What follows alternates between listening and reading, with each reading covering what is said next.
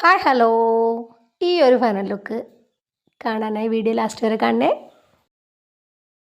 ഈ ഒരു മെറ്റീരിയലൊക്കെ പിടിച്ച് ഞാൻ റീൽസ് ചെയ്ത സമയത്ത് ഒന്ന് രണ്ട് പേര് ചോദിച്ചിട്ടുണ്ടായിരുന്നു, ഇതിൻ്റെ ഫൈനൽ ലുക്ക് എവിടെ, ഞങ്ങൾ കണ്ടില്ലല്ലോ എന്ന്.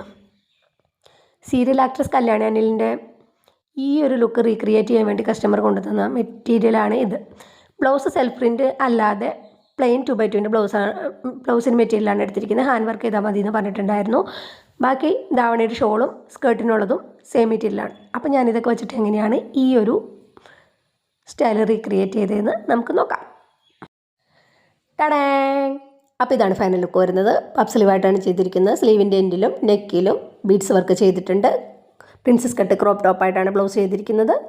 പാവാട ഡബിൾ ലെയർ അമ്പർലയായിട്ടാണ് ചെയ്തിരിക്കുന്നത്. പിന്നെ ഈ ഷോള്.